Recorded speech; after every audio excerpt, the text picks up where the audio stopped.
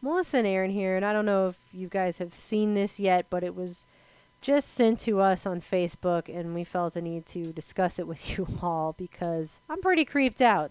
So if you're not familiar with the Georgia Guidestones, we're going to talk about them in just a second. But for those of you who are, check this out. Somebody went to the Guidestones, and there's been a change. Wow. On the English stone that has English on one side and Spanish on the other, a new block has been inserted in the corner right here, and it has a date on it. So it's a living monument. Yeah. It's And that changing. date just so happens to be 2014. Now it says 2014. This is, to my knowledge, the first major addition to this monument since it was put up March 22nd, 1980. I think we all need to discuss it. That is seriously, that is foreboding and creepy. Okay, so the Georgia Guidestones. What this is a monument that mysteriously showed up in Elbert County, Georgia on March 22nd, 1980 with 10 carved commandments, quote unquote, for a new age of reason. And these commandments are a guide for a new world order. That's what's going on here. There are 10 guides in 8 languages around the different stones: English, Spanish, Swahili, Hindi, Hebrew, Arabic, Chinese, and Russian. And what's the very first guide? The very first guide is to maintain humanity under 500 million in perpetual balance with nature. So right away, we're talking about a stiff curbing of the entire global population. And then underneath that, you have guide reproduction wisely, improving fitness and diversity, which is a cornerstone of eugenics, basically. See, 2 major planks of eugenics, and at 7 billion people, 500 million is a startling, sudden drop that, if that was achieved, would really change society quickly and probably mean a lot of cruel situations. And the rest of it lends towards an international, globalist world system. I mean, that's basically what's going on with this monument. And there are a lot of conspiracy theories surrounding this monument because the person who came in to set this monument up only met with the company twice. He went under the name R.C. Christian, which a lot of people have said very possibly might stand for Rosicrucian. Rosicrucian. There are other people that have tied this guy back to potentially being Ted Turner and some of the people like him, such as the Rockefellers, because it was a group of wealthy people that came together to build this anonymously. It wasn't just one guy. But a lot of people say it was Ted Turner.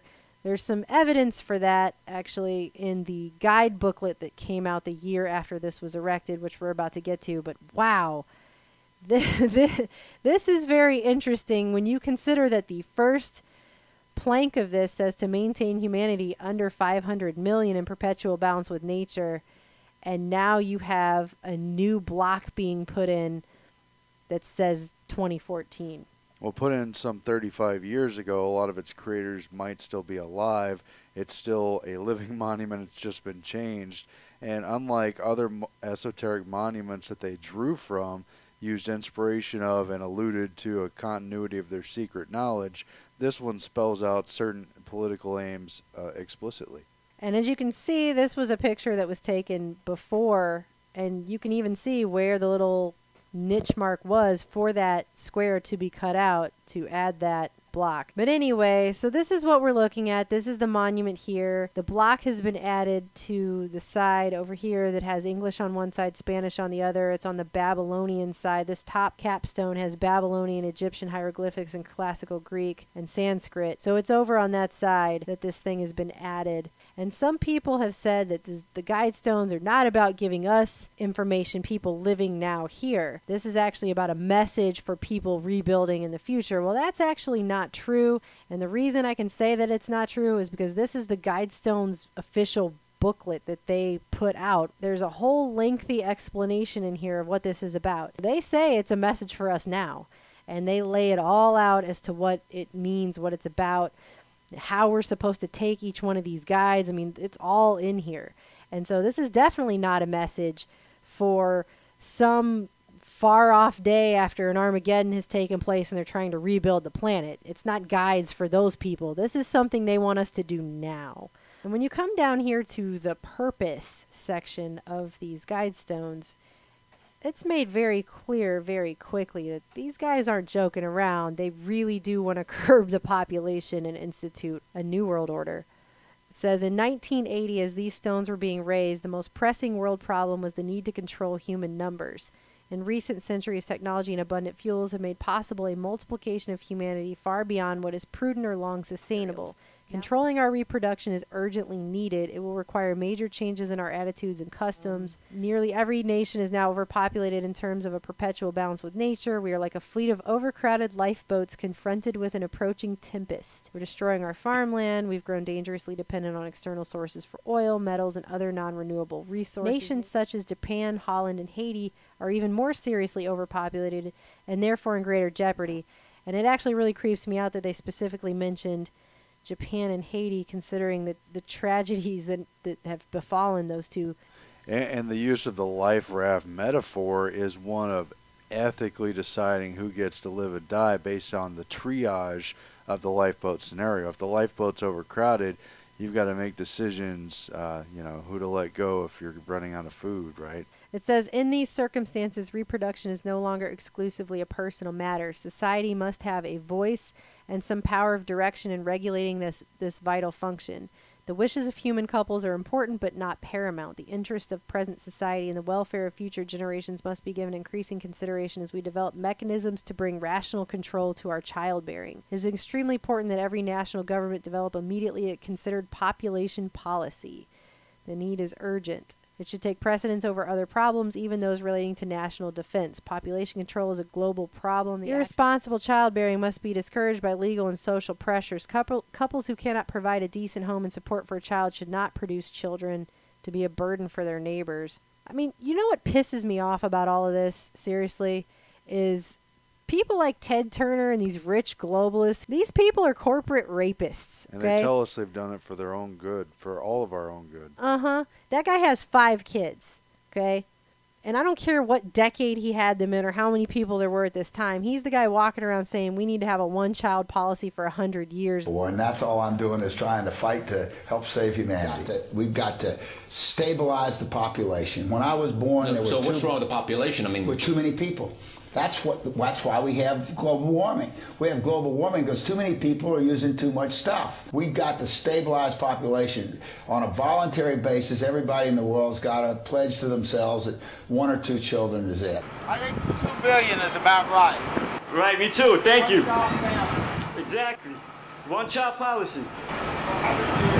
And they're saying that poor people shouldn't be allowed to have children. Well, who's causing all of the artificial scarcity? Who's raping the environment with all of these horrible policies? And mega corporations are doing that. I am not personally doing that. You are not personally doing that. It's the system that these elites have put into place to suck off all of us like a bunch of slaves, and then turn around and say, but population is the issue, and you guys are raping the planet. No, we're not raping the planet. It's the global elite who put in this horrible system. They suppress all of the technologies of free energy that would actually make us free and in control of our own destiny, and impoverish everyone with artificial scarcity in this horrifying system of murderous parasitic industrial complexes that they've built up around all of us. And then they turn around and say, you can't have children, but I can have 5 kids because I got $1 bajillion. It's bullshit. I'm sorry, but it is. It makes me sick. And then they turn around and say because they have all this money and they've taken over everything, they should be able to tell everyone else what to do. It's horrifying that they call this enlightenment. Really? This is enlightened? I don't see you jumping off the lifeboat, Bob. You know?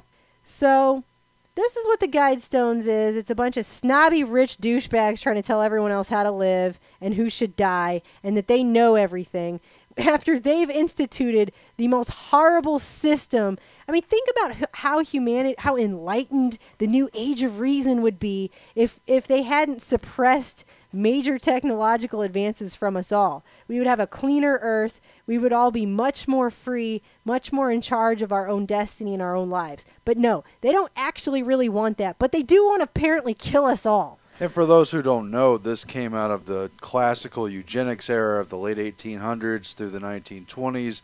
It was transferred over throughout the world, including in Hitler's Nazi Germany. It went underground, but it came back after the war. The Rockefeller family set up things like the Population Council, and by 1973, 1972, it became a major plank of the United Nations. They had pushed the idea of a population bomb. They had the Club of Rome print the limits to growth, and they figured out a model to stunt the growth of regular humanity, not just population numbers, but the economy, the use of energy, the potential for creativity and just future use, and they've contained us and walled us off, and they are seizing the future, whatever that's going to become, and they're working on depopulating and disenfranchising the rest of the world, population by population, particularly in the developing world, but heavily in Western society too.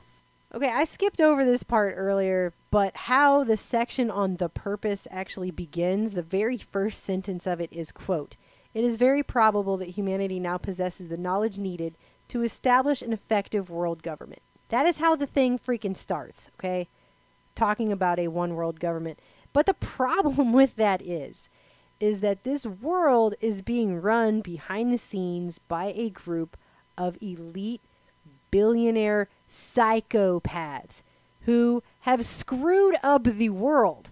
These are the people that have the most power, the most money, and the most influence, and look at the way the world is. And they're going to turn around and try to blame it on us when most of us had very little say in how things are being run. These are the people that have had all the say, the people that go to the Bilderberg meetings and all of that kind of black shadow ops stuff that's going on. Those are the people that have had to say, look at the world we live in now. And they're the ones that are going to turn around and say that it's our fault that the resources are being squandered. No, it's the fault of people who hide all of the important technological advances, do not let anyone have those, so that people cannot be self-sustaining, so that people cannot be free. And then they put us into this consumerist system that is run around things like petrochemicals, plastic. They've made it unfeasible to live outside their system. They've outlawed sovereignty. They've forced people to live in squalor and squander, only to point out that they have mud on their face as a criterion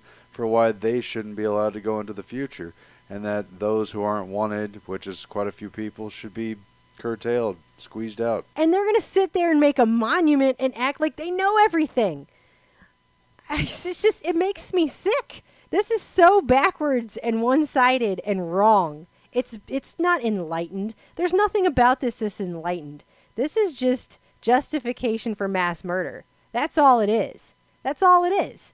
After you built up the horrible system, and yeah, I'm pointing fingers at people like Bill Gates and people like Ted Turner and people like the Rockefellers and the Rothschilds. Those are the people that are behind every horrible thing you see on a major mass scale today. Everything. Those people. Not you and me. We didn't have any say over that. They did. And then they're going to turn around and say, but let's kill everyone. But so now we see this major change. They have added a date to the Guidestones, and that date is 2014. And I mean, what do you guys think they're actually trying to say with this? I thought it was interesting too that somebody has actually drawn all over these monuments, and they've written things like, "I am the light, we are all free." People aren't accepting this because it's just so obviously transparent. Okay? This is not about the good of humanity. And these people that are behind this trying to pretend like it is could have saved themselves the money it cost to put this monument up, because nobody's fooled by it. And that's all I'm doing, is trying to fight to help save humanity.